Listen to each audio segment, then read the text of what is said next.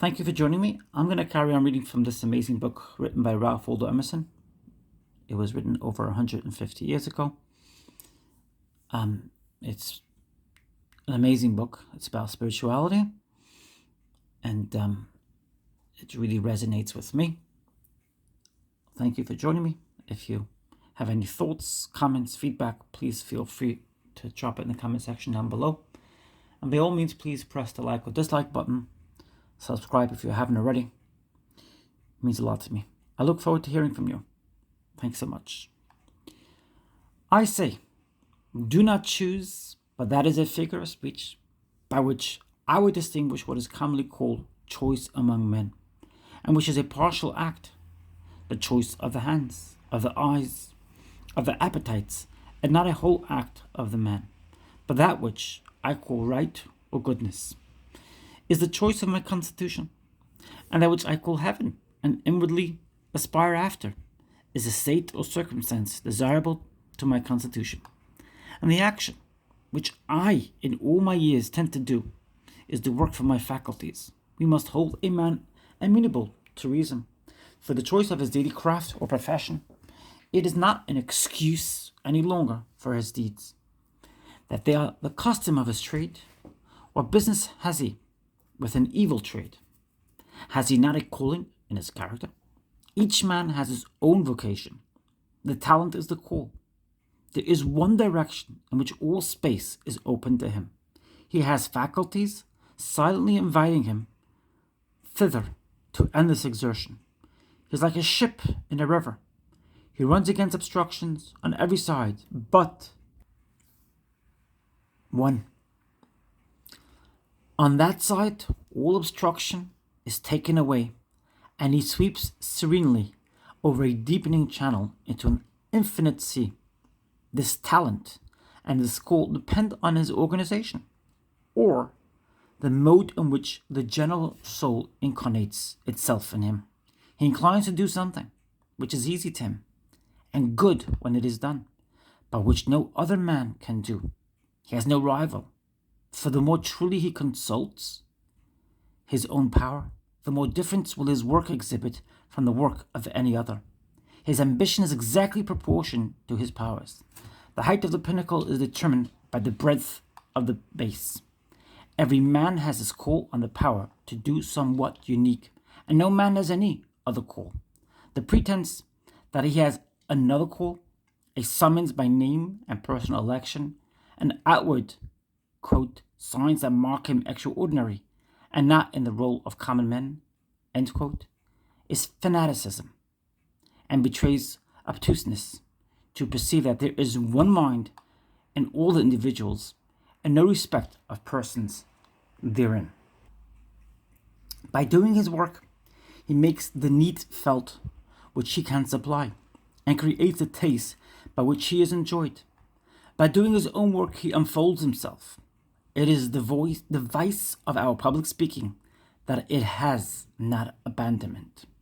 Somewhere, not only every orator, but every man should let out all the length of all the reins, should find or make a frank and hearty expression of what force and meaning is in him. The common experience is that the man fits himself as well as he can to the customary details of that work or trade he falls into, and tends it as a dog turns a spit. Then is he a part of the machine. He moves. The man is lost until he can manage to communicate himself to others in his full stature and proportion. He does not yet find his vocation. He must find in that an outlet for his character, so that he may justify his work to their eyes. If the labor is mean, let him by his thinking and character make it liberal. Whatever he knows and thinks, whatever in his apprehension is worth doing, let him communicate, or men will never know and honor him aright. Foolish, whenever you take the meanness and formality of that thing you do, instead of converting it into the obedient spiracle of your character and aims. We like only such actions as have already long had the praise of men, and do not perceive that anything man can do may be divinely done. We think greatness entailed or organized in some places or duties, in certain offices or occasions, and do not see that Paganini can extract rapture from a catgut, and Eulenstein from a Jew's harp, and a nimble-fingered lad out of shreds of paper with his scissors, and Landseer out of swine, and the hero out of the spiritual habitation, and company in which he was hidden.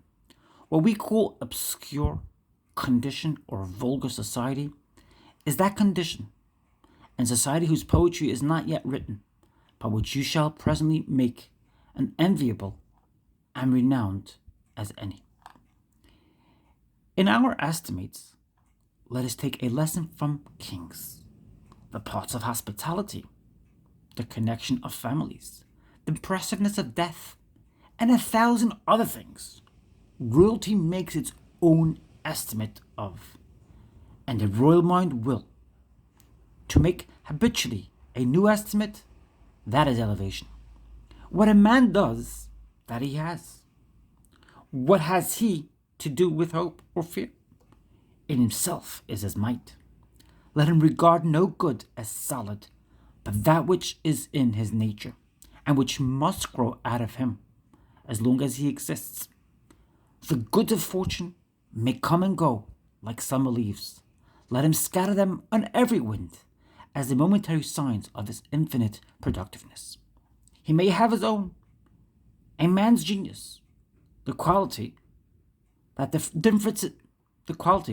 differences him from every other. Let me repeat that. He may have his own, a man's genius, the quality that differences him from every other, the susceptibility to one class of influences, the selection of what is fit for him, the rejection of which is unfit, determines for him the character of the universe.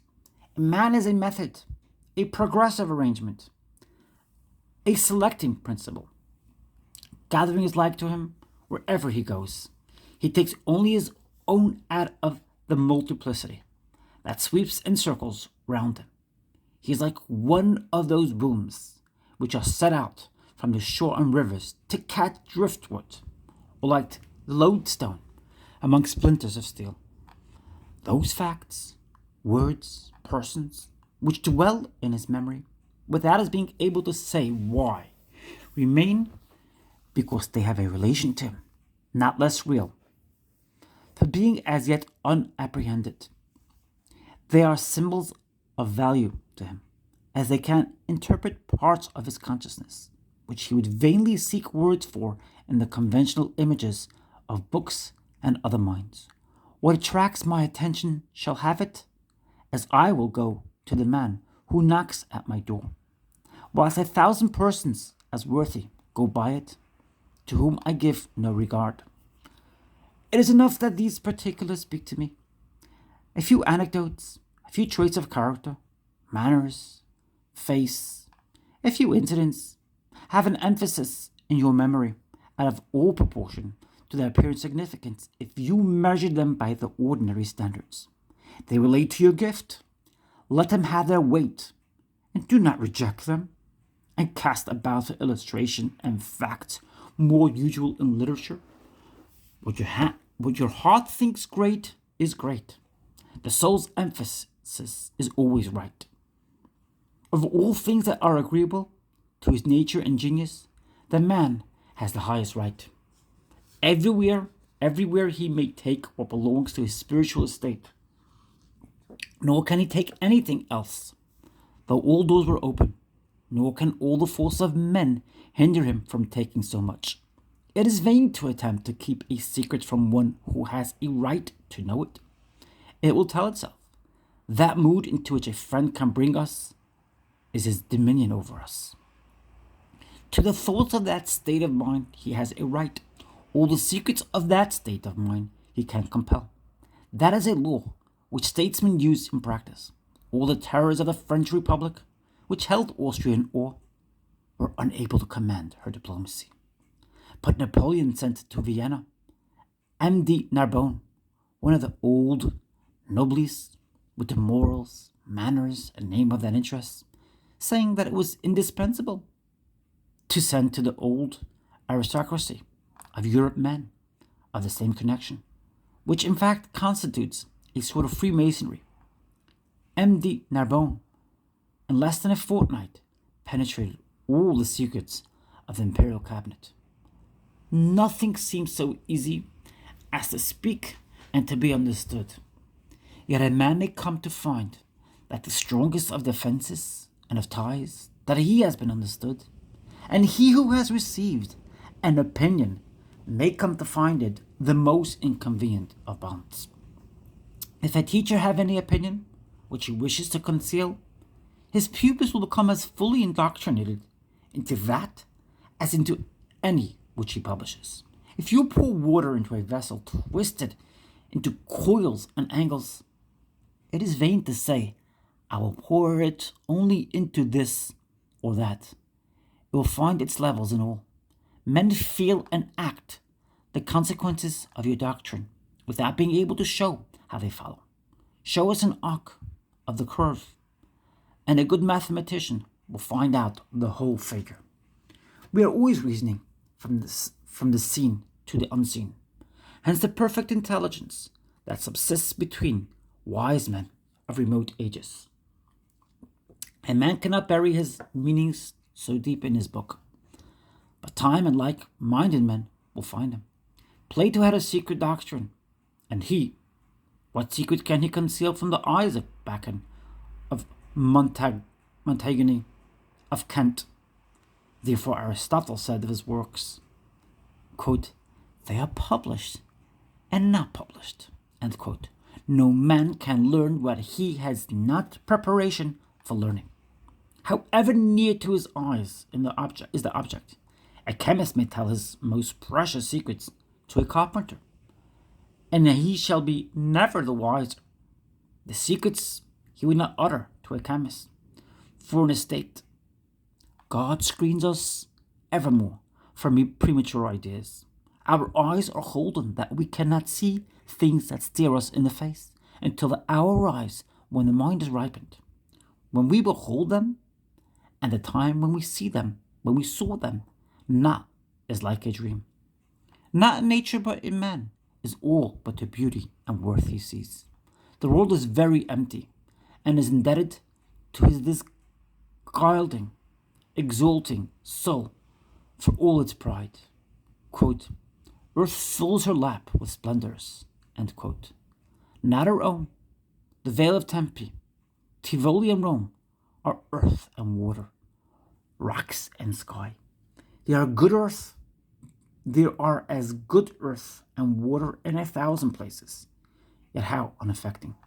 People are not the better for the sun and moon, the horizon and the trees, as it is not observed that the keepers of Roman galleries or the valets of painters have any elevation of thought, or that librarians are wiser men than others.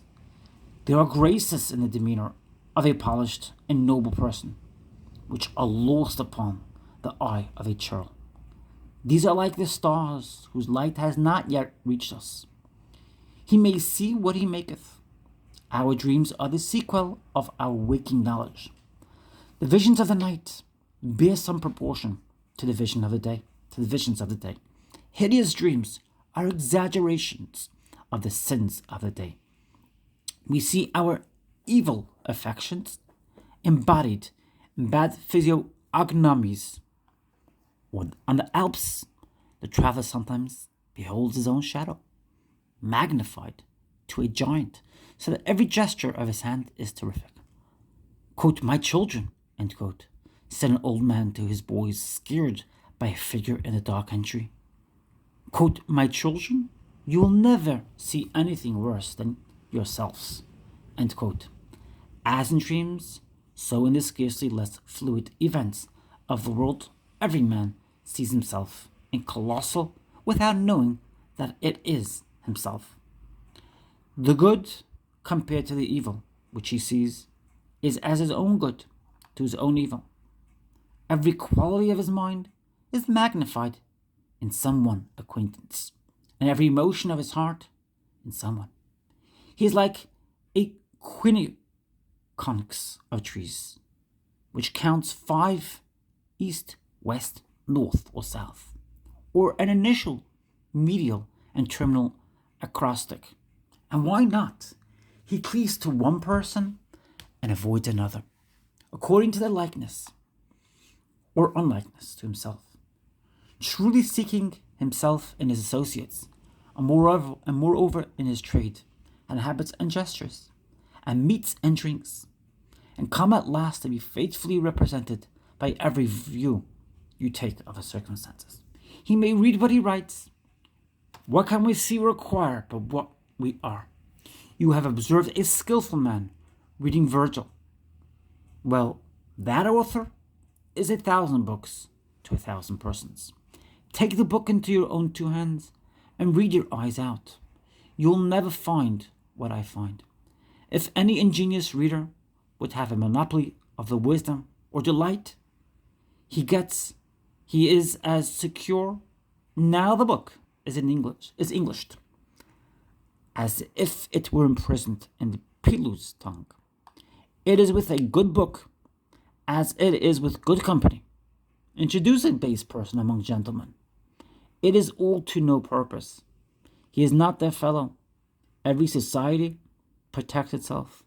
The company is perfectly safe, and he is not one of them, though his body is in the room.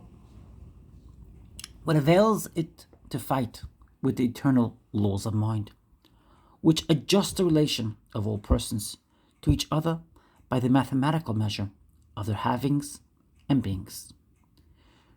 Gertrude is enamored of Guy. How high, how aristocratic, how Roman his mind and manners. To live with him were life indeed, and no purchase is too great, and heaven and earth are moved to that end. While, well, Gertrude has Guy, but what new avails how high, how aristocratic, how Roman his mind and manners, if his heart and aims are in the Senate, in the theatre and in the billiard room, and she has no aims, no convention that can enchant her graceful lord. He shall have his own society. We can love nothing but nature. The most wonderful talents, the most meritorious exertions really avail every little with us, but nearness or likeness of nature. How beautiful is the ease of its victory. Persons approach us, famous for their beauty, for their accomplishments, worthy of all wonder for their charms and gifts. They dedicate their whole skill to the hour and the company, with very imperfect result. To be sure, it would be ungrateful in us not to praise them loudly. Then, when all is done, a person of related mind, a brother or sister by nature, comes to us softly and easily, so nearly and intimately, as if it were the blood in our proper veins, that we feel as if someone was gone instead of another having come. We are utterly relieved and refreshed. It is a sort of joyful solitude. We foolishly think, in our days of sin, that we must court friends by compliance to the customs of society, to its dress, its breeding, and its estimates. But only that soul can be my friend which I encounter on the line of my own march. That soul to which I do not decline, and which does not decline to me, but native of the same celestial latitude, repeats in its own all my experience. The scholar forgets himself and apes the custom of the man of the world, to deserve the smile of beauty, and follows some giddy girl, not yet taught by religious passion to know the noble woman, with all that is serene, oracular, and beautiful in her soul. Let him be great, and love shall follow him. Nothing's more deeply punished than the neglect of the affinities by which alone society should be formed, and the insane levity of choosing associates by other eyes. He may set his own rate. It is a maxim worthy of all exception. It is a maxim worthy of all acceptation that a man may have that allowance he takes. Take the place and attitude which belong to you, and all men acquiesce. The world must be just. It leaves every man with profound unconcern to set his own rate, hero or driveler. It meddles not in the matter. It will certainly accept your own measure of your doing and being, whether you sneak about and deny your own name, or whether you see your work produced to the concave sphere of the heavens, one with the revolution of the stars. The same reality pervades all teaching. The man may teach by doing, and not otherwise. If he can communicate himself, he can teach, but not by words. He teaches who gives, and he learns who receives. There is no teaching until the pupil is brought into the same state or principle in which you are. A transfusion takes place. He is you, and you are he.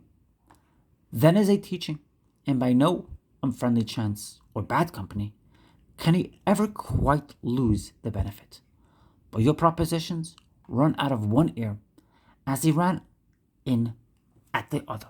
We see it advertised that Mr. Grant will deliver an orator on the 4th of July, and Mr. Hand before the Mechanics Association. And we do not go thither, because we know that these gentlemen will not communicate their own character and experience to the company. If we had reason to expect such a confidence, we should go through all inconvenience and opposition. The sick would be carried in litters. But a public oration is an escapade, a non-committal, an apology, a gag, and not a communication, not a speech, not a man. A like nemesis presides over all intellectual works. We have yet to learn that the thing uttered in words is not therefore affirmed. It must affirm itself, or no forms of logic or of oath can give it evidence. The sentence must also contain its own apology for being spoken. The effect of any writing on the public mind is mathematically measurable by its depth of thought. How much water does it draw? If it awaken you to think, if it lift you from your feet with the voice, if it lift you from your feet with the great voice of eloquence, then the effect is to be wide, slow, permanent, over the minds of men. If the pages instruct you not, they will die like flies in the hour. The way to speak and write what shall not go out of fashion is to speak and write sincerely. The argument which has not power to reach my own practice, I may well doubt will fail to reach yours. But take Sidney's maxim, quote, look in thy heart and write, end quote. He that writes to himself writes to an eternal public. That statement only is fit to be made public, which you have come at in attempting to satisfy your own curiosity. The writer who takes a subject from his ear and not from his heart should know that he has lost as much as he seems to have gained. And when the empty book has gathered all its praises, and half the people say, what poetry? What genius? It still needs fuel to make fire. The only profits which is profitable. Life alone can impact life. Life alone can impart life. And though we should burst, we can only be valued as we make ourselves valuable. There is no luck in literary reputation. They who make up the final verdict upon every book are not the partial and noisy readers of the hour when it appears, but a court as of angels. A public not to be bribed, not to be entreated, and not to be rewarded. Decides upon every man's title to fame. Only those books come down which deserve to last. Gilt edges, vellum and morocco, and presentation copies to all the libraries will not preserve a book in circulation beyond its intrinsic date. It must go with all Walpole's noble and royal authors to its fate. Blackmore, Kotzebue, or Pollock may endure for a night, but Moses and Homer stand forever. There are not in the world at any one time more than a dozen persons who read and understand Plato. Never enough to pay for an edition of his works. Yet to every generation, these come duly down for the sake of those few persons, as if God brought them in his hand. Quote, no book, end quote, said Bentley, quote, was ever written down by any but itself, end quote. The permanence of all books is fixed by no effort, friendly or hostile, but by their own specific gravity, or the intrinsic importance of their contents, to the constant mind of man. Quote, do not trouble yourself too much about the light on your statue, end quote, said Michelangelo to the young sculptor. Quote, the light of the public square will test its value, end quote. In like manner, the effect of every action is measured by the depth of the sentiment from which it proceeds. The great man knew not that he was great. It took a century or two for that fact to appear. What he did because he must. It was the most natural thing in the world, and grew out of the circumstances of the moment. But now, everything he did, even to the lifting of his finger or the eating of bread, looks large, all related, and is called an institution. These are the demonstrations and a few particulars of the genius of nature. They show the direction of the stream, but the stream is blood. Every drop is alive. Truth has not single victories. All things are its organs. Not only dust and stones, but errors and lies. The laws of disease, physicians say, are as beautiful as the laws of health. Our philosophy is affirmative and readily accepts the testimony of negative facts, as every shadow points to the sun. By a divine necessity, every fact in nature is constrained to offer its testimony. Human character evermore publishes itself. The most fugitive deeds and word, the mere ear of doing a thing, the intimated purpose expresses character. If you act, you show character. If you sit still, if you sleep, you show it. You think because you have spoken nothing when others spoke, and have given no opinion on the times, on the church, on slavery, on marriage, on socialism, on secret societies, on the college, on parties and persons, that your verdict is still expected with curiosity, as a reserved wisdom. Far otherwise, your silence answers very loud. You have no oracle to utter, and your fellow men have learned that you cannot help them. For oracles speak, doth not wisdom cry, and understanding put forth her voice? Dreadful limits are set in nature to the powers of dissimulation. Truth tyrannizes over the unwilling members of the body. Faces never lie. It is said, no man need be deceived who will study the changes of expression. When a man speaks the truth, in the spirit of truth, his eye is as clear as the heavens. When he has base ends and speaks falsely, the eye is muddy and sometimes as squint.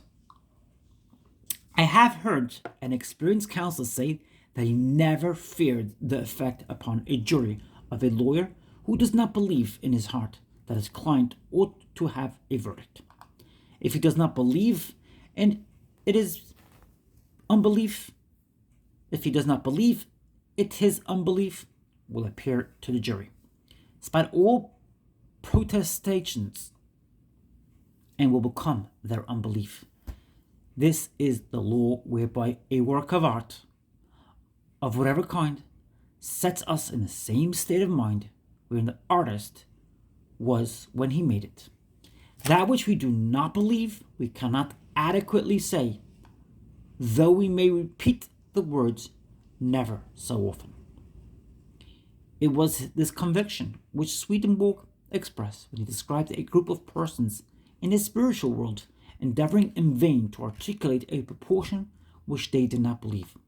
But they could not, though they twisted and folded their lips even to indignation. A man passes for what he is worth, very idle in all curiosity concerning other people's estimate of us, and all fear of remaining unknown is not less so.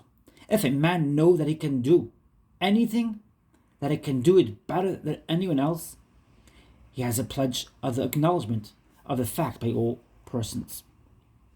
The world is full of judgment days, and into every assembly that a man enters, in every action he attempts, he is gauged and stamped. And every troop of boys that whoop and run in each yard and square a newcomer is as well and accurately weighed in the course of a few days and stamped with his right number, as if he had undergone a fumble trial of his strength, speed, and temper. A stranger comes from a distant school with better dress, with trinkets in his pockets, with ears and pretensions. An older boy says to himself, "It's of no use. We shall find him out tomorrow. What he has done?" I'll repeat that. "It's of no use. We shall find him out tomorrow. What has he done?" And the divine question which searches men and transpierces every false reputation, a fop may sit in any chair of the world, nor be distinguished by his hour from Homer and Washington, but there need never be any doubt concerning the respective ability of human beings. Pretension may sit still, but cannot act. Pretension never feigned an act of real greatness. Pretension never wrote an Iliad, nor drove back Xerxes, nor Christianized the world, nor abolished slavery. As much virtue as there is, so much appears. As much goodness as there is, so much reverence it commands. All the devils respect virtue. The high, the generous, the self-devoted sect will always instruct and command mankind. Never was a sincere word utterly lost. Never a magnanimity fell to the ground. But there is some heart to greet and accept it unexpectedly. A man passes for that he is worth. What he is engraves itself on his face, on his form, on his fortunes, in letters of light. Concealment avails him nothing, boasting nothing.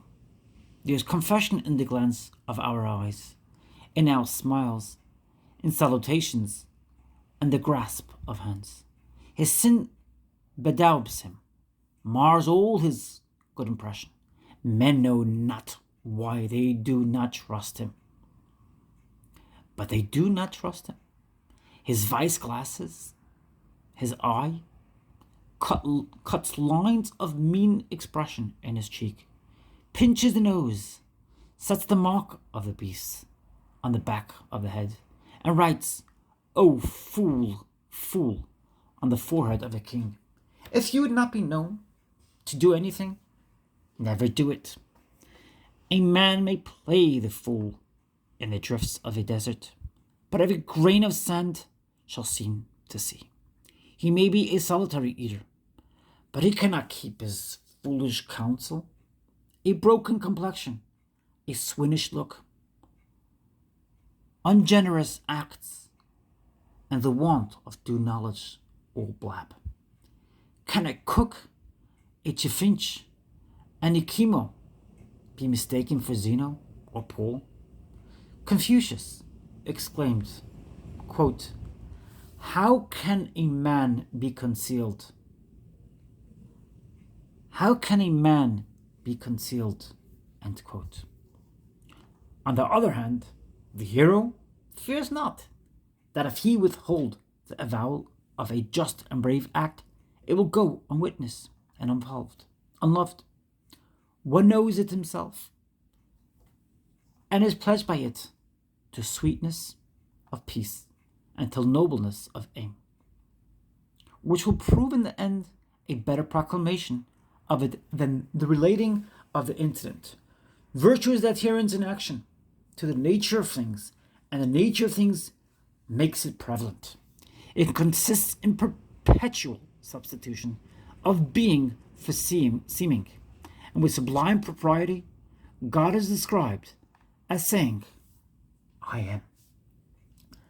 The lesson with these observations convey is, be and not seem. Let us acquiesce. Let us take our bloated nothingness out of the path of the divine circus. Let us unlearn our wisdom of the world. Let us lie low in the Lord's power and learn that truth alone makes rich and great. If you visit your friend, If you visit your friend, why need you apologize for not having visited him and waste his time and deface your own act? Visit him now. Let him feel that the highest love has come to see him. And thee, it's Lois Walken. Or why need you torment yourself and friend by secret self-reproaches that you have not assisted him or complimented him with gifts and salutations heretofore? Be a gift and a benediction. Shine with real light and not with a borrowed reflection of gifts. Common men are apologies for men.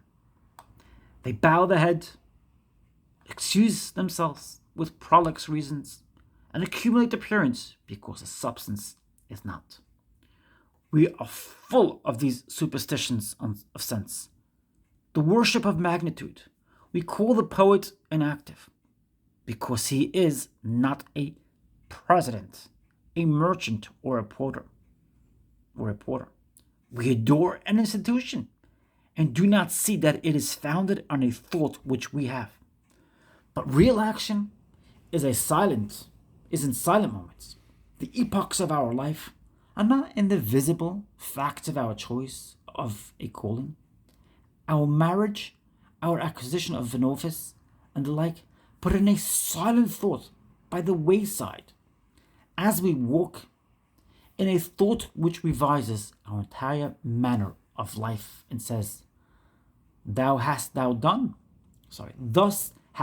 done, but it were better thus. And all our after years, like menials, serve and wait on this, and according to their ability, execute its will. This revisal or correction is a constant force, which, as a tendency, reaches through our lifetime. The object of the man, the aim of these moments, is to make daylight shine through him, to suffer the law to traverse his whole being without obstruction, so that on what point soever of his doing your eye falls, it shall report truly of his character. Whether it be his diet, his house, his religious forms, his society, his mirth, his vote, his opposition. Now he is not homogeneous, but heterogeneous. And the ray does not traverse. There are no thorough lights, but the eye of the beholder is puzzled, detecting many unlike tendencies and a life not yet at one. Why should we make it a point with our false modesty to disparage that man we are and that form of being assigned to us. A good man is contented. I love and honor apam my no nondas, but I do not wish to be apam inondas. I hold it more just to love the world of this hour than the world of his hour. Nor can you, if I am true, excite me to the least uneasiness by saying, he acted and thou sittest still. I see action to be good when the need is, and sitting still to be also good. Epam inondas, if he was the man I take him for, would have sat still with joy and peace. If his lot had been mine, heaven is large and affords space for all modes of love and fortitude. Why should we busy bodies and super serviceable? Why should we be busybodies and super serviceable? Action and inaction are alike, to be true. One piece of the tree is cut for a weathercock, and one for the sleeper of a bridge. The virtue of the wood is apparent in both. I desire not to disgrace the soul. The fact that I am here certainly shows me that the soul had need of an organ here. Shall I not assume the post? Shall I skulk and dodge and duck with my unseasonable apologies and vain modesty, and imagine my being here impertinent, less pertinent than epa min ondas or hammer being there, and that the soul did not know its own needs? Besides, without any reasoning on the matter, I have no discontent. The good soul nourishes me and unlocks new magazines of power and enjoyment to me every day. I will not meanly decline the immensity of good, because I have heard that it has come to others in another shape. I'm going to repeat that. I will not meanly decline the immensity of good, because I have heard that it has come to others in another shape. Besides, why should we be cowed by the name of action? Is a trick of the senses no more. We know that the ancestor of every action is thought. The poor mind does not seem to itself to be anything unless it has an outside badge. Some Gentoo diet, or Quaker coat, or Calvinistic prayer meeting, or philanthropic society, or a great donation, or a high office, or any howsome or wild contrasting action to testify that it is somewhat. The rich mind lies in the sun and sleeps, and his nature, to think, is to act. Let us, if we must, have great actions, make our own soul. All action is of an infinite elasticity, and the least admits of being inflated with celestial air until it eclipses the sun and moon. Let us seek one piece by fidelity. Let me heed my duties. Why need I go gating into the scenes and philosophy of Greek and Italian history before I have justified myself to my benefactors? How dare I read Washington's campaigns when I have not answered the letters of my own correspondents? Is not that a just objection? Too much of our reading? I'm going to repeat that. Is not that a just objection to much of our reading? It is a pusillanimous desertion of our work to gaze after our neighbors. It is peeping. Bryan says of Jack Bunting, he knew not what to say, and so he swore. I may say it of our preposterous use of books. He knew not what to do, and so he read. So he read. I can think of nothing to fill my time with, and I find the life of Brandt.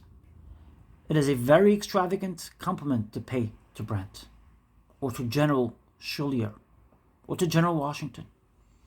My time should be as good as their time. my facts, my net of relations as good as theirs, or either of theirs.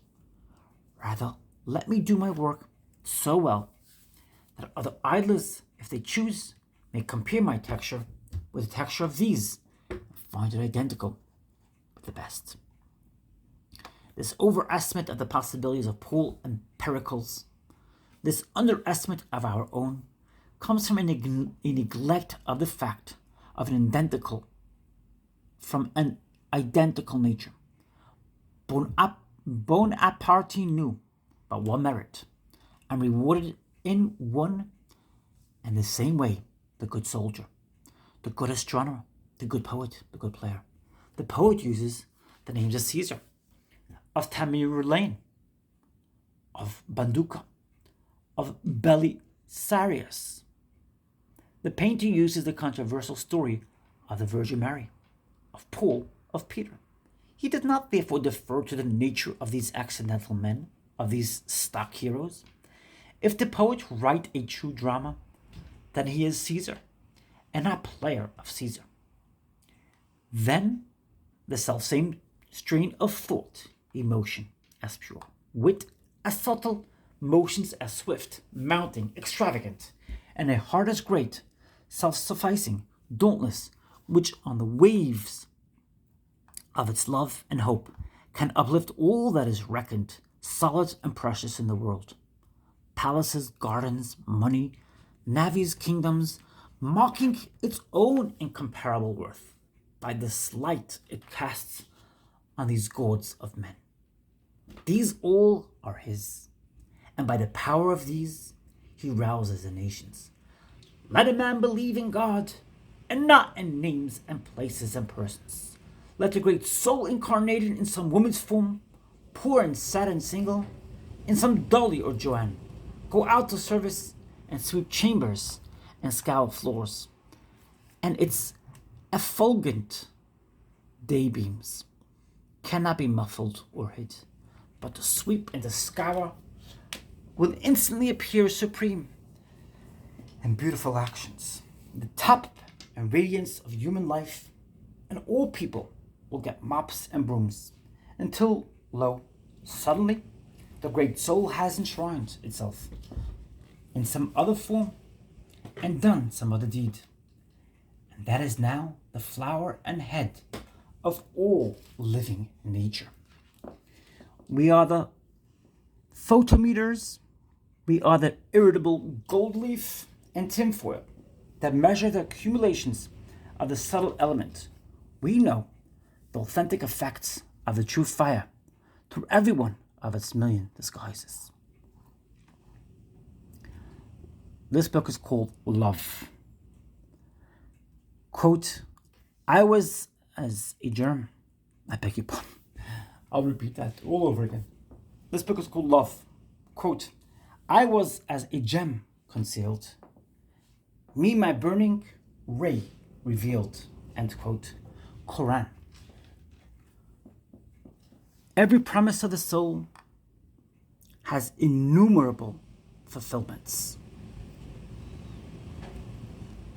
Each of its joy ripens into a new want, nature uncontainable, flowing, forelooking in the first sentiment of kindness, anticipates already a benevolence which shall lose all particular regards in its general light.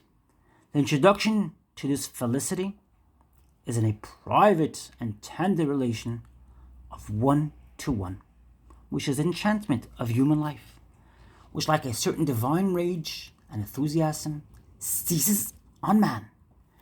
At one point, works a revolution in his mind and body, unites him to his race, pledges him to the domestic and civic relations, carries him with new sympathy into nature, enhances the power of the senses, opens the imagination, adds to its character heroic and sacred attributes, establishes marriage, and gives permanence to human society.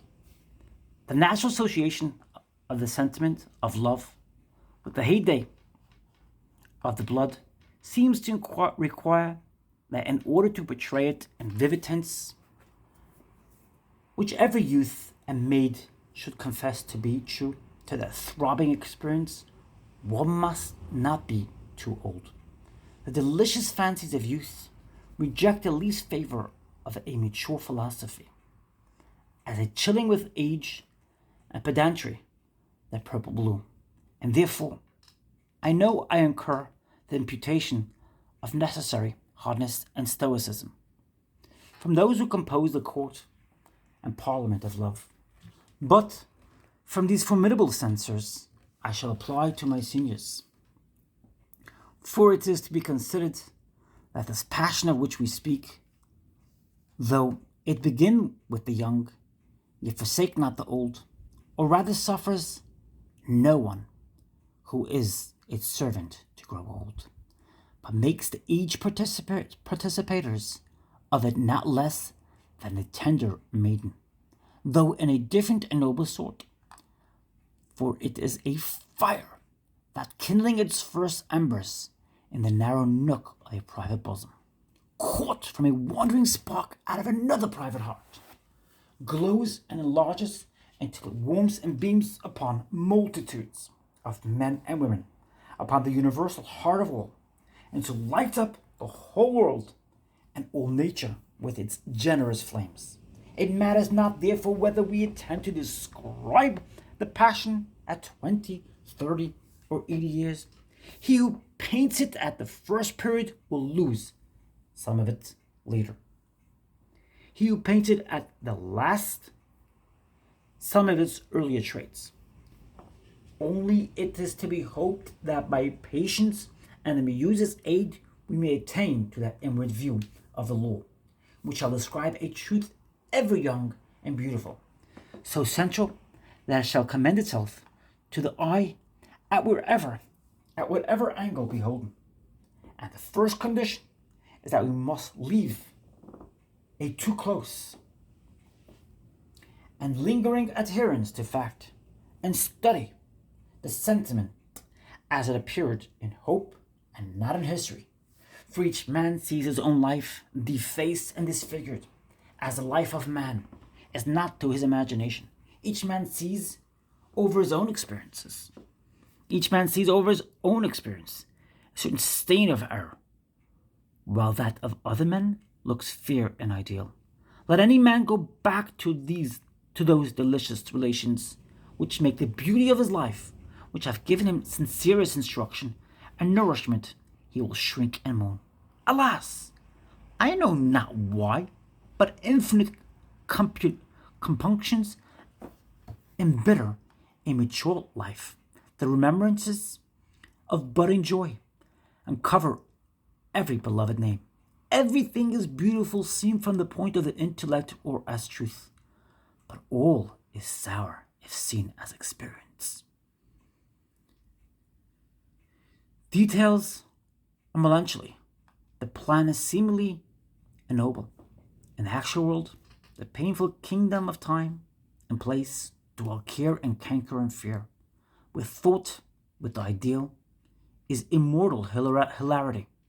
The rose of joy, round it all the muses sing. But grief cleaves to names and persons, and the partial interests of today and yesterday. The strong bent of nature is seen in the proportion which this topic of personal relations usurps in the conversation of society. What do we wish to show of any worthy person so much as how he has sped in the history of the sentiment? What books in the circulating library circulate? How we glow over these novels of passion when the story is told with any spark of truth and nature, and what fastens attention in the intercourse of life, like any passion betraying affection between two parties. Perhaps we never saw them before, and never shall meet them again. But we see them exchange a glance or betray a deep emotion, and we are no longer strangers. We understand them and take the warmest interest in the development of the romance. All mankind love a lover. The earliest demonstrations of complacency and kindness are nature's most winning pictures. It is the dawn of civility and grace in the coarse and rustic. The rude village boy teases the girls about the schoolhouse door. But today he comes running into the entry and meets one fair child, disposing her satchel. He holds her books to help her, and instantly it seems to him as if she removed herself infinitely.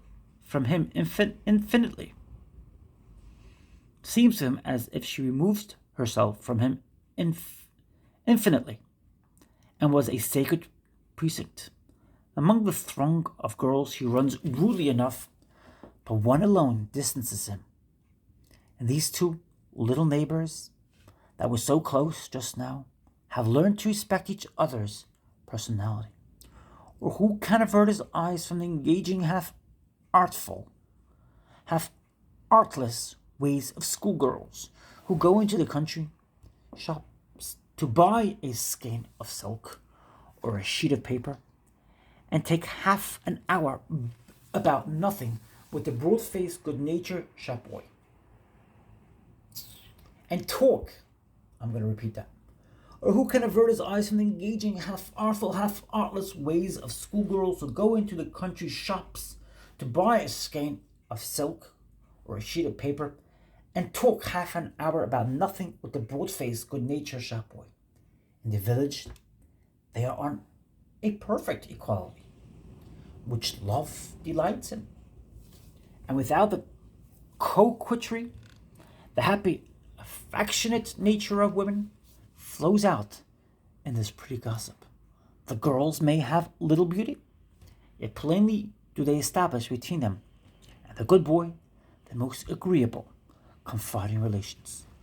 What with their fun and their earnest about Edgar and Jonas and Almira, and who was invited to the party, and who danced at the dancing school, and when the singing school would begin, and other nothings concerning which the parties could.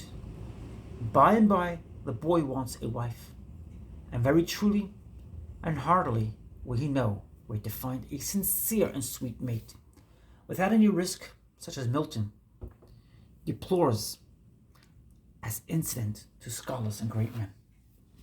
I have been told that in some public discourses of mine, my reverence for the intellect has made me unjustly cold to the personal relations.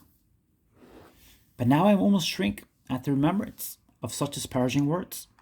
For persons are love's world, and the coldest philosopher cannot recount the death of the young soul, wandering here in nature to the power of love without being tempted to unsay, as treasonable to nature, or derogatory to the social instincts. For though the celestial rapture falling out of heaven seizes only upon those of tender age, and although a beauty overpowering all analysis or comparison, and putting us quite beside ourselves, can seldom see, after 30 years, yet the remembrance of these visions outlasts all other remembrances, and is a wreath of flowers on the oldest brows. But here is a strange fact. It may seem to many men, in revising their experience, that they have no fairer page in their life's book than the delicious memory of some passages, wherein affection contrived to give a witchcraft, surpassing the deep attraction to its own truth, to a parcel of accidental and trivial circumstances.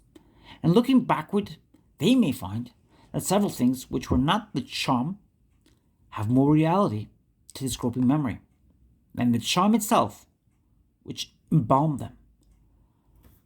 But be our experience in particulars what it may, no man ever forgot the visitations of that power to his heart and brain, which created all things anew, which has drawn in him of music, poetry, and art, which made the face of nature radiant with purple light, the morning and the night varied enchantments, when a single tone of one voice could make the heart bound, and the most trivial circumstance associated with one form is put in the amber of memory. When he became, or I, when one was present, and all memory, when one was gone, when the youth becomes a washer of windows and studios of a glove, a veil and ribbon on the wheels of a carriage, when no place is too solitary and none too silent for him who has richer company and sweeter conversation in his new thoughts, then any old friend, though best and purest, can give him, for the figures, the motions, the words of the beloved object are not, like other images written in water, but as Plutarch said, enameled in fire, and make the study of midnight. Quote, "Thou art not gone, being gone, whether thou art, where thou art. Thou leavest in him thy watchful eyes, in him thy loving heart." End quote. In the noon and the afternoon of life, we still throb at the recollection of days when happiness was not happy enough, but must and evanescent. Here it resembles the most excellent things which all have this rainbow character, defying all attempts at appropriation and use. What else did Jean Paul Richter signify when he said to music, "Away, away, thou speakest to me of things which in all my endless life I have not found and shall not find." End quote. The same fluency may be observed in every work of the plastic arts. The statue is then beautiful when it begins to be incomprehensible, when it is passing out of criticism and can no longer be defined by compass and measuring wand, but demands an active imagination to go with it and to say what it is in the act of doing. The god or hero of the sculptor is always represented in a transaction form, that which is representable to the senses, to that which is not. Then first it ceases to be a stone. The same remark holds of painting and of poetry. The success is not attained when it lulls and satisfies, but when it astonishes and fires us with new endeavors. After the unattainable, concerning it, Landor inquiries, quote, "whether it is not to be referred to some purer state of sensation and existence." End quote. In like manner, personal beauty is then first charming, and itself when it dissatisfies us with any end, when it becomes a story without an end, when it suggests gleams and visions and not earthly satisfactions, when it makes the beholder feel his unworthiness, when he cannot feel his right to it, though he were Caesar, he cannot feel more right to it than to the firmament and the splendors of its sunset. Hence arose the saying, quote, "If I love you, what is that to you?" End quote. We say so because we feel that what we love is not in your will, but above it. It is not you, but your radiance. It is that which you know, not in yourself, and can never know. This agrees well with that high philosophy of beauty, which the ancient writers delighted in.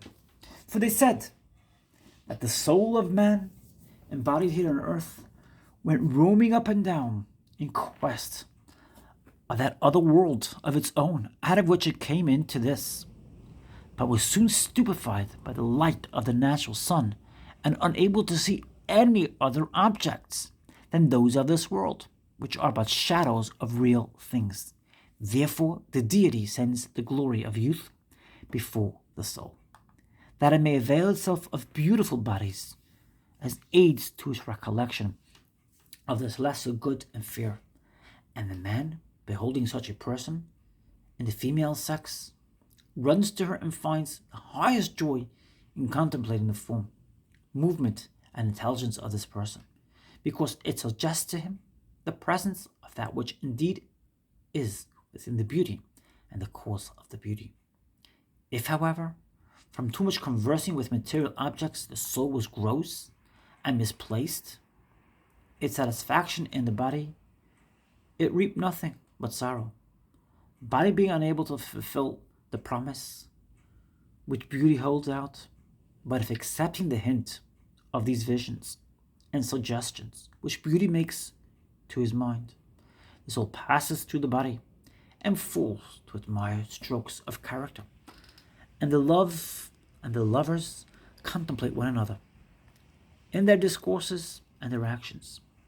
Then they pass to the true palace of beauty, more and more inflamed that love of it, and by this love extinguishing the base affection, as the sun puts out fire by shining on the hearth, they become pure and hallowed by conversation with that which is in itself excellent, magnanimous, lowly, and just. The lover comes to a warmer love of these nobilities and a quicker apprehension of them. Then he passes from loving them in one to loving them in all. And so is the one beautiful soul only the door through which he enters to the society of all true and pure souls. In the particular society of his mate, he attains a clearer sight of any spot, any taint which her beauty has contracted from this world, and is able to point it out, and this with mutual joy, that they are now able without offense to indicate blemishes and hindrances in each other, and give to each all help and comfort in curing the same. And beholding in many souls the traits of the divine beauty, and separating in each soul that which is divine from the taint which it has contracted in the world, the lover ascends to the highest beauty, to love and knowledge of divinity, by steps on this ladder of created souls. Somewhat like this have the truly wise told us of love in all ages. The doctrine is not old, nor is it new. If Plato and Plutarch and Apuleius taught it, so have Petrarch, Angelo, and Milton. It awaits a truer unfolding in opposition and rebuke to that subterranean prudence which presides at marriages, with words that take hold of the upper world, whilst one eye is prowling in the cellar, so that its gravest discourse has a savour of hams and powdering tubs. Worse when this sensualism intrudes into the education of young women, and withers the hope and affection of human nature, by teaching that marriage signifies nothing but a housewife's thrift, and the woman's life has no other aim. But the stream of love, though beautiful, is only one scene in our play, and the procession of the soul from within outward enlarges its circles over like the pebble thrown into the pond, or the light proceeding from an orb. The rays of the soul alight first on things nearest, on every utensil and toy, on nurses and domestics, on the house and yard and passengers, on the circle of a household acquaintance, on politics and geography and history. But things are ever grouping themselves according to higher or more interior laws. Neighborhood, size, numbers, habits, persons lose by degrees their power over us. Cause and effect real affinities. The longing for harmony between the soul and the circumstances. The progressive idealizing instinct predominate later, and the step backward from the higher to the lower relations is simple. Thus, even love, which is the deification of persons, must become more impersonal every day. Of this, at first, it gives no hint.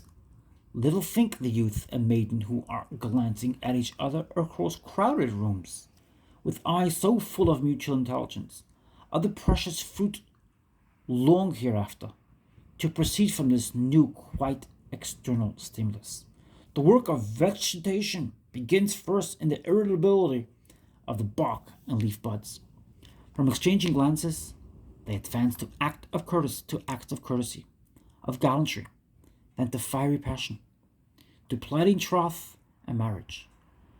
Passion beholds its object as a perfect unit. The soul is wholly embodied, the body is wholly ensouled.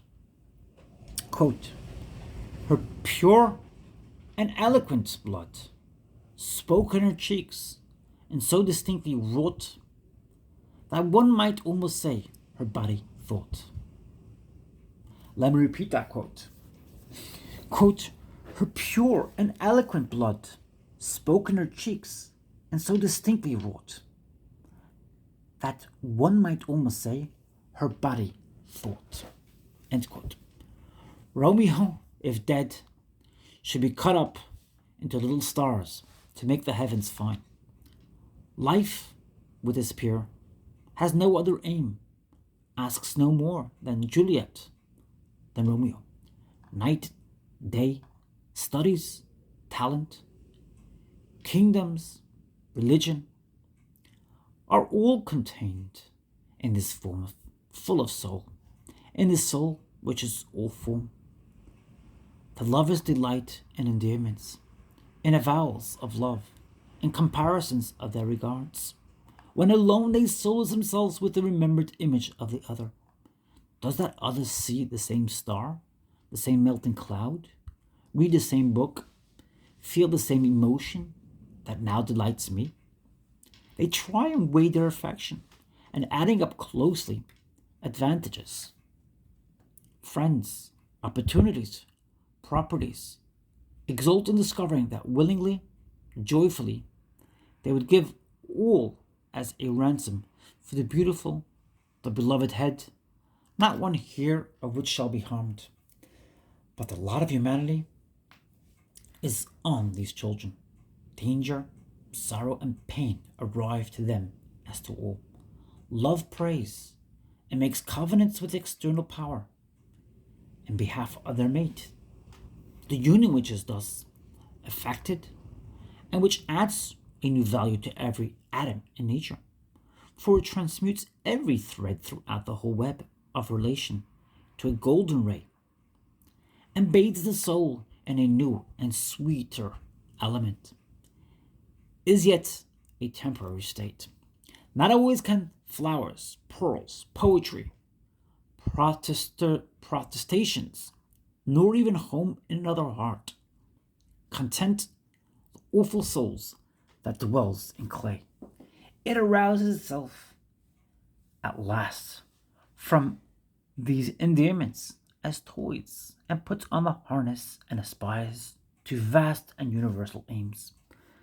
The soul, which is in the soul of each, craving a perfect beatitude, detects incongruities, defects, and disproportion in the behavior of the other.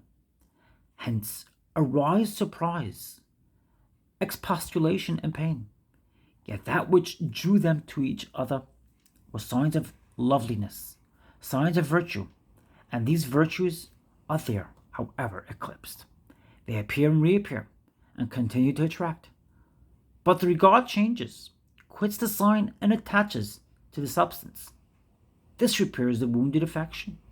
Meantime, as life goes on, it proves a game of permutation and combination of all possible positions of the parties, to employ all the resources of each and acquaint each with the strength of weakness of the other.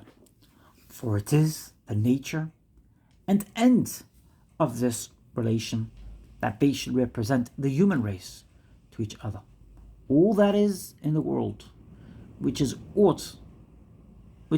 or ought to be known is cunningly wrought into the texture of man and woman. Quote, the person love does do us fit, like manna has the taste of all in it. End quote. The world rolls, the circumstances vary every hour. The angels that inhabit this temple of the body appear at the windows, and the gnomes and vices also. I'm going to repeat that. The world rolls. The circumstances vary every hour. The angels that inhabit this temple of the body appear at the windows, and the gnomes and vices also. By all the virtues they are united. If there be virtue, all the vices are known as such. They confess and flee. Their once flaming regard is sobered by time in either breast, and losing in violence what it gains in extent. It becomes a thorough good understanding. They resign each other without complaint to the good offices which man and woman are severely appointed to discharge in time, and exchange the passion which once could not lose sight of its object for a cheerful, disengaged furtherance, whether present or absence, of each other's designs. At last they discover that all which at first drew them together, those once sacred features, that magical play of charms, was assiduous, had a prospective end, like the scaffolding by which the house was built, and the purification of the intellect and the heart from year to year is a real marriage, foreseen and prepared from the first and wholly above their consciousness, looking at those aims with which two persons, a man and a woman, so variously and correlatively gifted, are shut up in one house to spend in the nuptial society 40 or 50 years. I do not wonder at the emphasis with which the heart prophesies this crisis from early infancy, at the profuse beauty with which the instincts deck the nuptial bower, and nature and intellect and art emulate each other in the gifts and the melody they bring to the epithalamium. Thus are we put in training for a love which knows no sex. I repeat that. Thus we are put in training for a love which knows not sex, no person, no partiality, but which seeks virtue and wisdom everywhere, to the end of increasing virtue and wisdom. We are by nature observers, and thereby learners. That is our permanent state. But we are often made to feel that our affections are but tents of a night. Though slowly and with pain, the objects of the affections change as the objects of thought. There are moments when the affections rule and absorb the man and make his happiness dependent on a person or persons. But in health, the mind is presently seen again. Its overarching vault, bright with galaxies of immutable lights, and the womb loves and fears that swept over us as clouds, must lose their finite character and blend with God to attain their own perfection. But we need not fear that we can lose anything by the progress of the soul. The soul must be trusted to the end. That which is so beautiful and attractive as these relations must be succeeded and supplanted only what is more beautiful, and so on forever. So that book on love is now finished. Now we're going to follow on to the next book called Friendship. Friendship. Just thought I'd mention that I will not be mentioning the different names of the books that Ralph Waldo Emerson wrote, because they all flow one from another, and I consider it like one long book of 909 pages. Friendship. A ruddy drop of manly blood. The surging sea outweighs. The world uncertain comes and goes. The love rooted stays. I fancied he was fled, and after many a year, glowed unexhausted kindliness, like daily sunrise there. My careful heart was free again, O friend, my bosom said, through thee alone the sky is arched. Through thee the rose is red. All things through thee take nobler form, and look beyond the earth. The mill around of our fate appears, a sun path in thy worth. Me too, thy nobleness has taught to master my despair. The fountains of my hidden life are through thy friendship fair. We have a great deal more kindness than is ever spoken. Mowgli, all the selfishness that chills like east winds the world. The whole human family is bathed with an element of love like a fine ether. Let me repeat that because it's really important and it's very deep. We have a great deal more kindness than is ever spoken. Mowgli, all the selfishness that chills like east winds the world. The whole human family is bathed with an element of love, like a fine ether. How many persons we meet in houses whom we scarcely speak to, whom yet we honor and who honor us. How many we see in the street or sit with in church, whom though silently we warmly rejoice to be with. Read the language of these wandering eye-beams, the heart knoweth. The effect of the indulgence of this human affection is a certain cordial exhilaration. In poetry and in common speech, the emotions of benevolence and complacency, which are felt towards others, are likened to the material effects of fire so swift, or much more swift. I think that word is more active, more cheering are these fine inward irradiations. From the highest degree of passionate love to the lowest degree of goodwill, they make the sweetness of life. Our intellectual and active powers increase with our affection. The scholar sits down to write, and all his years of meditation do not furnish him with one good thought or happy expression.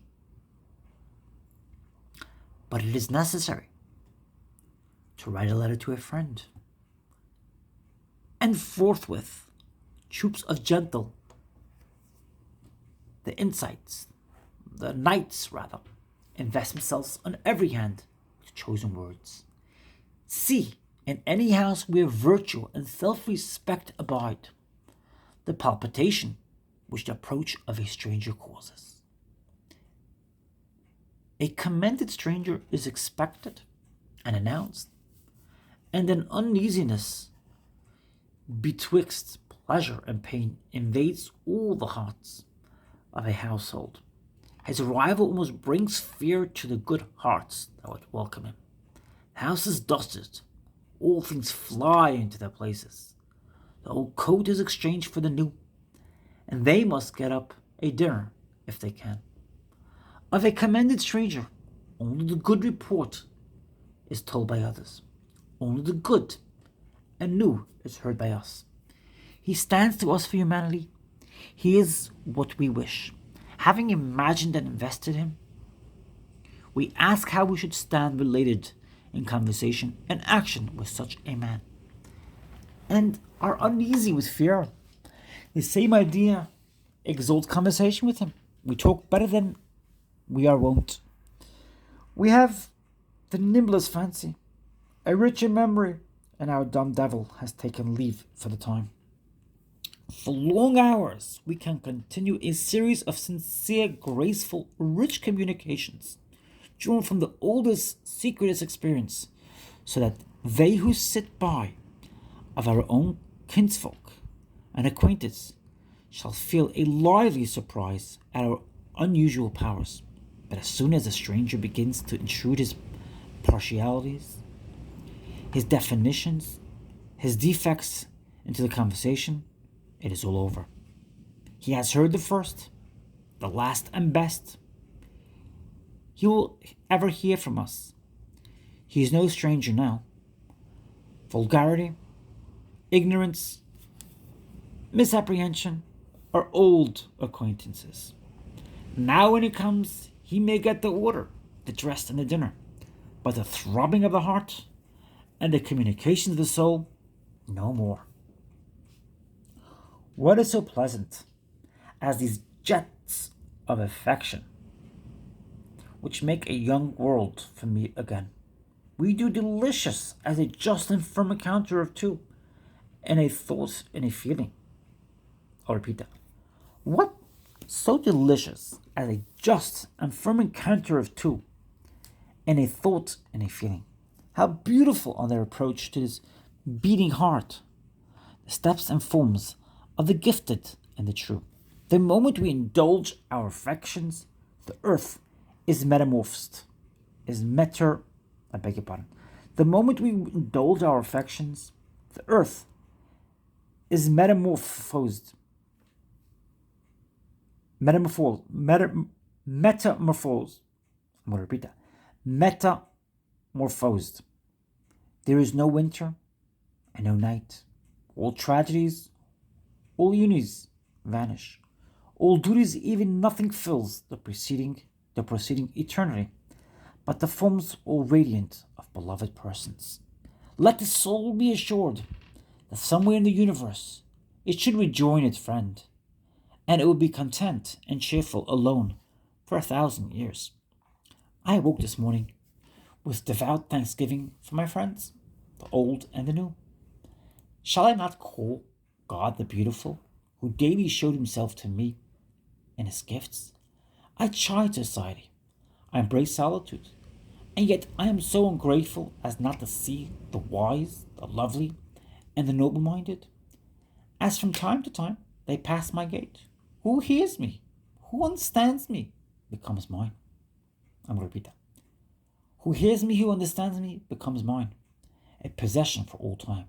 Nor is nature so poor, but she gives me this joy several times, and thus we weave social threads of our own, a new web of relations, and as many thoughts in succession substantiate themselves,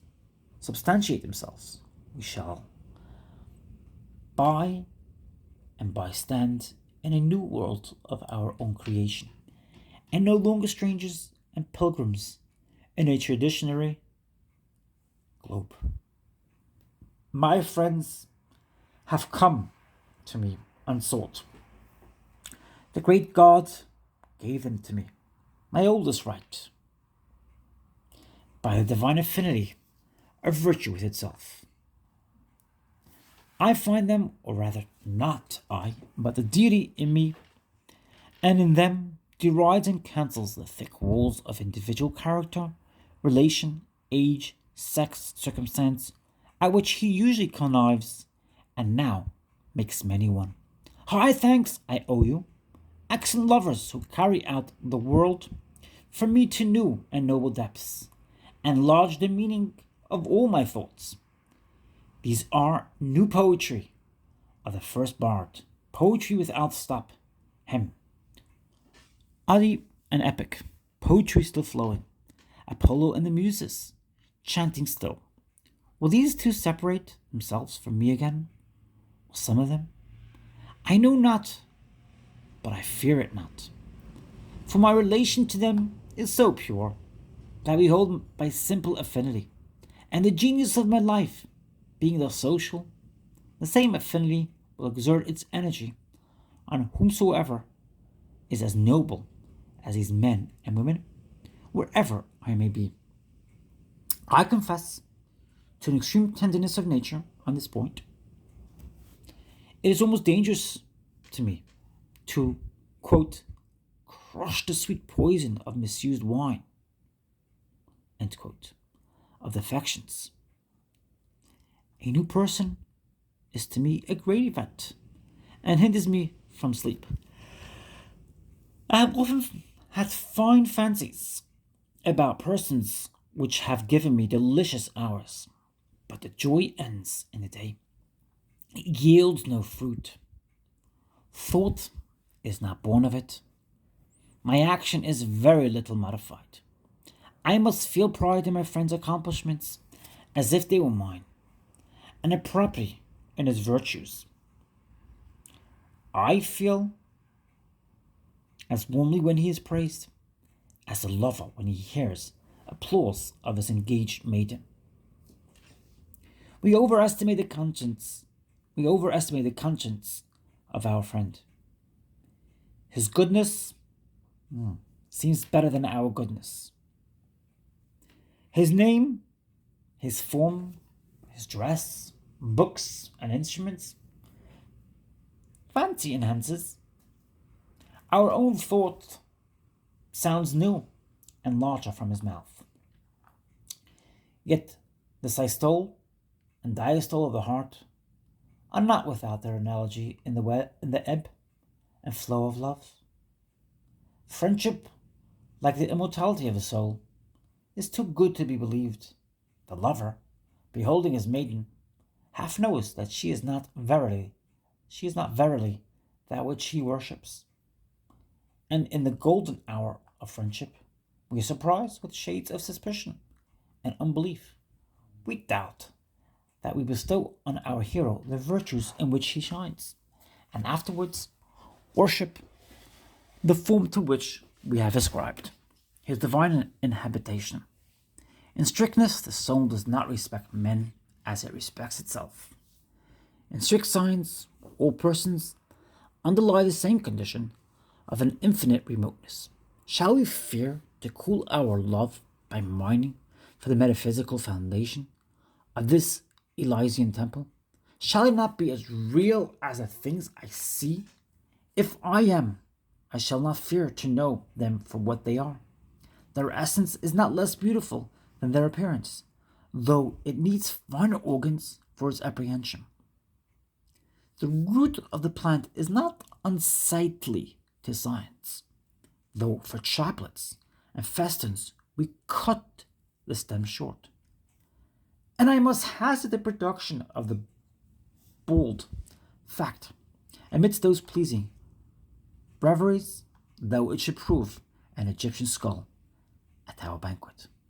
A man who stands united with his thoughts conceives magnificently of himself. He is conscious of a universal success, even though bought by uniform particular failures. No advantages, no powers, no gold or force can be any match for him. I cannot choose but rely on my own poverty more than on your wealth. I cannot make your consciousness tantamount to mine. Only a star dazzles. The plant has a faint moonlight ray. I hear what you say of the admirable parts and try temper of the party you praise. But I see well that for all his purple cloaks, I shall not like him, unless he is at least a poor Greek like me. I cannot deny it, O friend, that the vast shadow of the phenomenal includes thee also in its pled and painted immensity. Thee also compared, with whom all else is shadow. Thou art, not being as true, is, as justice is. Thou art not my soul, but a picture, an effigy of that. Thou hast come to me lately, and already thou art seizing thy hat and cloak. Is it not that the soul puts forth friends, as a tree puts forth leaves, and presently, by the germination of new buds, extrudes the old leaf? The law of nature is alternation forevermore. Each electrical state superinduces the opposite. The soul environs itself with friends, that it may enter into a gardener self-acquainted or solitude. And it goes alone for a season, that it may exalt its conversation or society. This method betrays itself along the whole history of our personal relations. The instinct of affection revives the hope of union with our mates,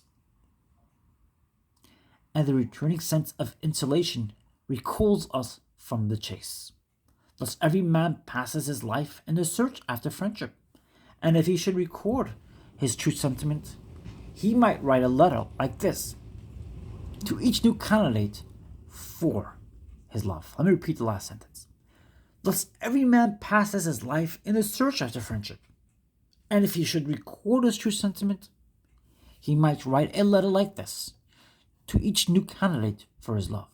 Dear friend, if I was sure of thee, sure of thy capacity, sure to match my mood with thine, I should never think again of trifles in relation to my comings and goings. I am not very wise, my moods are quite attainable, and I respect thy genius. It is to me as yet unfathomed, yet dare I not presume in thee a perfect intelligence of me, and so thou art to me a delicious torment, thine ever or never. Yet these uneasy pleasures and fine pains are for curiosity and not for life. They are not to be indulged. This is to weave cobweb and not cloth. Our friendships hurry to short and poor conclusions because we have made them a texture of wine and dreams instead of the tough fiber of the human heart. The laws of friendship are austere and eternal, of one web with the laws of nature and of mortals. But we have aimed at swift and petty benefit, to suck a sudden sweetness. We snatch at the slowest fruit in the whole garden of God, which many summers and many winters must ripen. We seek our friend not sacredly, but with an adulterate passion which will appropriate him to ourselves. In vain. We are armed all over with subtle antagonisms, which as soon as we meet, begin to play and translate all poetry into stale prose. Almost all people descend to meet. All association must be a compromise. And what is worst, the very flowered aroma of the flower of each of the beautiful natures disappears as they approach each other. What a perpetual disappointment, as actual society, even of the virtuous and gifted, after interviews have been compassed with long foresight, we must be tormented presently by baffle blows, by sudden unseasonable apathies, by epilepsies of wit and of animal spirits. In the heyday of friendship and thought, our faculties do not play us true, and both parties are relieved by solitude. I ought to be equal to every relation. It makes no difference how many friends I have and what content I can find in conversing with each. If there be one to whom I am not equal, if I have shrunk unequal from one contest, the joy I find in all the rest becomes mean and cowardly. I should hate myself if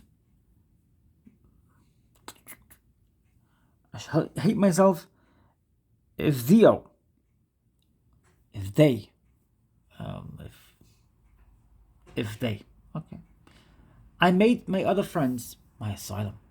Quote, the valiant warrior, famous for fight, after a hundred victories, once foiled, is from the book of honor raised quite, and all the rest forgot for which he toiled. End quote. I'm going to repeat that again.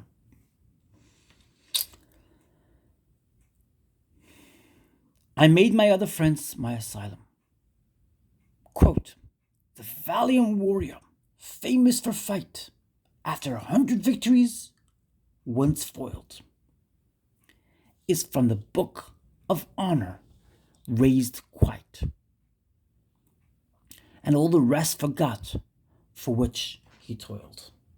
End quote. Our impatience is thus sharply rebuked. Bashfulness and apathy are a tough husk in which a delicate organization is protected from premature ripening. It would be lost if it knew itself. Before any of the best souls were yet ripe enough to know and own it. Respect the natural smackite, which hardens the ruby, or rather which hardens the ruby in a million years, and works in duration, in which Alps and Andes come and go as rainbows. The good spirit of our life has no heaven, which is the price of rashness. Love, which is the essence of God, is not for levity, but for the total worth of man. Let us not have this childish luxury in our regards, but the austerest worth. Let us approach our friend with an audacious trust in the truth of his heart, and the breadth impossible to be overturned of his foundations. The attractions of the subject are not to be resisted, and I leave for the time all account of subordinate social benefit, to speak of that select and sacred relation which is a kind of absolute, and which even leaves the language of love suspicious and common. So much is this pure, and nothing is so much divine. I do not wish to treat friendships daintily, or rather, I do not wish to treat friendships daintily, but with roughest courage. When they are real, they are not glass threads or frostwork, but the solidest thing we know. For now, after so many ages of experience, what do we know of nature or of ourselves? Not one step has man taken toward the solution of the problem in his destiny. In one condemnation of folly stand the whole universe of men. But the sweet sincerity of joy and peace which I draw from this alliance with my brother's soul is the nut itself, whereof all nature and all thought is but the husk and shell. Happy is the house that shelters a friend. It might well be built like a festal bower or arch to entertain him a single day. Happier if he knew the solemnity of that relation and honor its law. He who offers himself a candidate for that covenant comes up like an Olympian to the great games with the firstborn of the world of the competitors.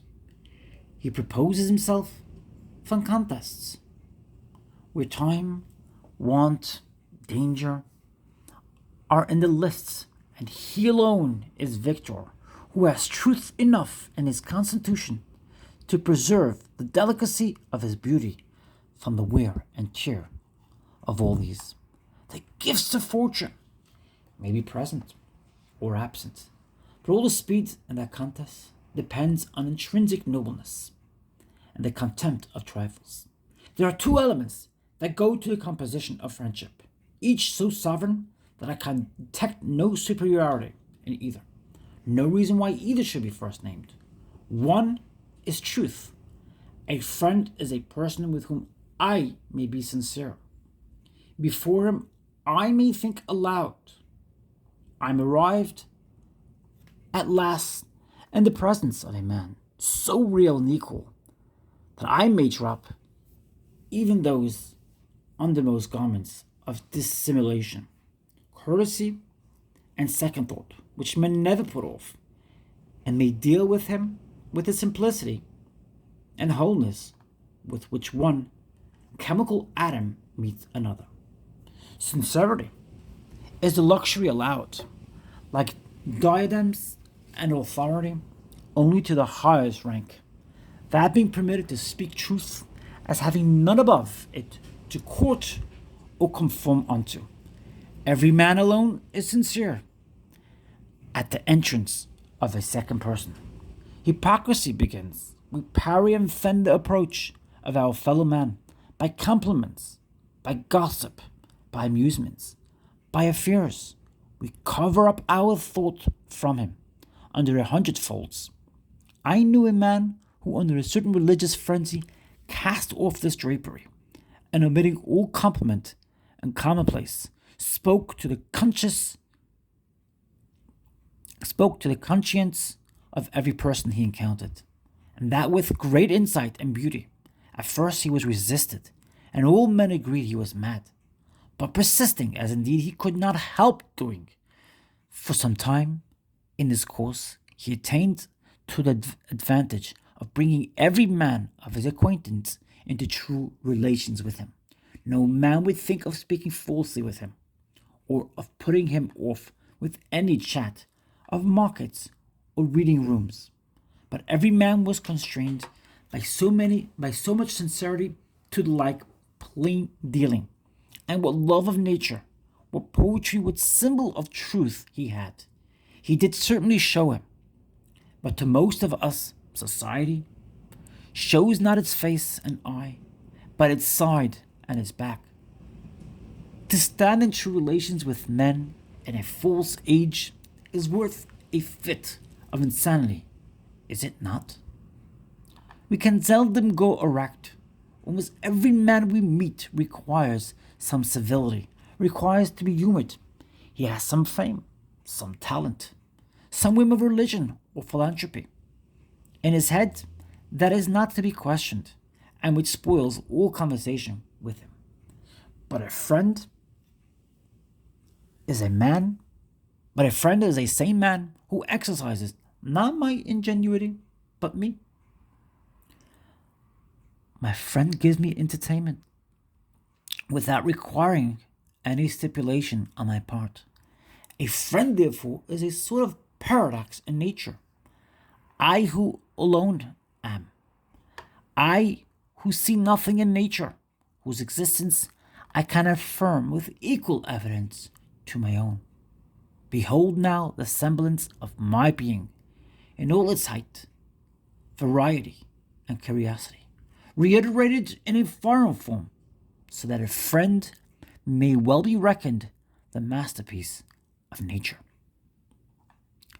The other element of friendship is tenderness.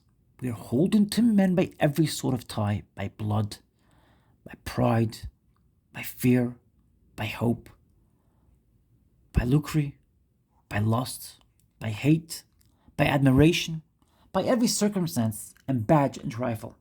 But we can scarce believe that so much character can subsist in another as to draw us by love. Can another be so blessed, and we so pure, that we can offer him tenderness? When a man becomes dear to me, I have touched the goal of fortune. I find very little written directly to the heart of this matter in books, and yet I have one text which I cannot choose but remember. My author says, quote, I offer myself faintly and bluntly to those whose I effectually am, and tender myself least to him to whom I am the most devoted. Unquote. I wish that friendship should have feet, as well as eyes and eloquence. It must plant itself on the ground before it vaults over the moon. I wish it to be a little of a citizen before it is quite a cherub. We chide the citizen because he makes love a commodity. It is an exchange of gifts, of useful loans. It is good neighborhood. It watches with the sick. It holds the pall at the funeral, and quite loses sight of the delicacies and nobility of the relation.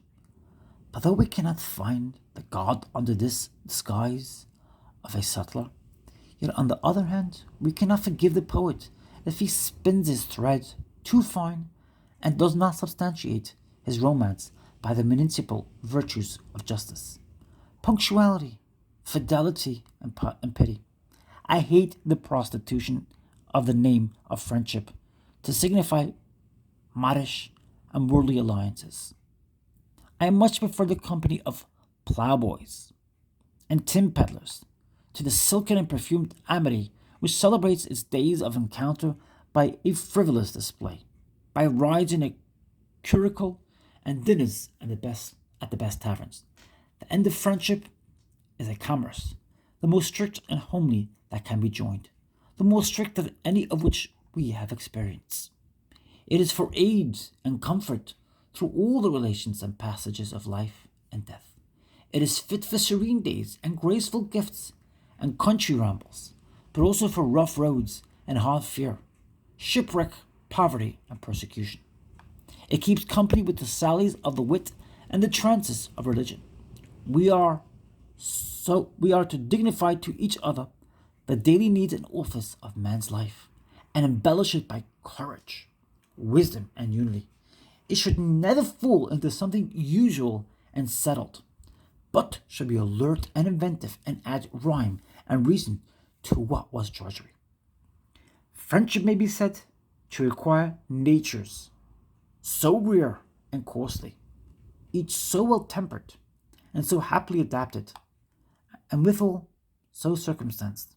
For even in that particular, a poet says, love demands that the parties be altogether pure, that its satisfaction can very seldom be assured. It cannot subsist in its perfection. Say some of those who are learned in this warm lore of the heart, betwixt more than two. I am not quite so strict in my terms, perhaps because I have never known so high a friendship as others. I please my imagination more with a circle of godlike men and women, variously related to each other, and between whom subsists a lofty intelligence. But I find this law of 1 to 1 peremptory to conversation, which is the practice and consumption of friendship. Do not mix waters too much. The best mix as ill as good and bad. You shall have very useful and cheering discourse at several times, with 2 several men, but let all 3 of you come together, and you shall not have one new and hearty word. 2 may talk and 1 may hear, but 3 cannot take part in a conversation of the most sincere and searching sort. In good company, there is never such discourse between 2 across the table as takes place when you leave them alone. In good company, the individuals merge their egotism into a social soul exactly coextensive with the several consciousness they are present. No partialities of friend to friend, no fondness of brother to sister, of wife to husband, are there pertinent, but quite otherwise. Only he may then speak who can sail on the common thought of the party, and not poorly limited to his own. Now this convention, which good sense demands, destroys the high freedom of great conversation, which requires an absolute running of 2 souls into one. No 2 men, but being left alone with each other, enter into simpler relations. Yet it is affinity that determines which 2 shall converse. Unrelated men give little joy to each other, will never suspect the latent powers of each. We talk sometimes of a great talent for conversation, as if it were a permanent property in some individuals. Conversation is an evanescent relation, no more. A man is reputed to have thoughts and eloquence. He cannot, for all that, say a word to his cousin or his uncle. They accuse his silence with as much reason as they would blame his insignificance of a dial in the shade. And the sun will mark the hour. Among those who enjoy his thought, he will regain his tongue. Friendship requires that rear mean betwixt likeness and unlikeness, that peaks, each with the presence of power and of consent. And the other party, let me be alone to the end of the world, rather than that my friend should overstep by a word or a look his real sympathy. I am equally balked by antagonism and by compliance. Let him not seize an instant to be himself. The only joy I have in his being mine is that the not mine is mine. I hate where I looked for a manly furtherance, or at least a manly resistance, to find a mush of concession. Better be a nettle in the side of your friend than his echo. The condition which high friendship demands is ability to do without it. That high office requires great and sublime parts. They must be very two before they can be very one. Let it be an alliance of two large, formidable natures, mutually beheld, mutually feared, for yet they recognize the deep identity which, beneath these disparities, unite them. He only is fit for this society who is magnanimous, who is sure that greatness and goodness are always economy, who is not swift to intermeddle with his fortunes. Let him not intermeddle with this. Leave to the diamond its ages to grow, nor expect to accelerate the births of the eternal. Friendship demands a religious treatment. We talk of choosing our friends, but friends are self-elected. Reverence is a great part of it. Treat your friend as a spectacle. Of course, he has merits that are not yours and that you cannot honor. If you must needs hold him close to your person, stand aside. Give those merits room. Let them mount and expand. Are you the friend of your friend's buttons or of his thought? To a great heart, he'll be a stranger in 1,000 particulars, that he may come near in the holiest ground. Leave it to girls and boys to regard a friend as property, and to suck a short and all-confounding pleasure instead of the noblest benefit. Let us buy our entrance to this guild by a long probation. Why should we desecrate noble and beautiful souls by intruding on them?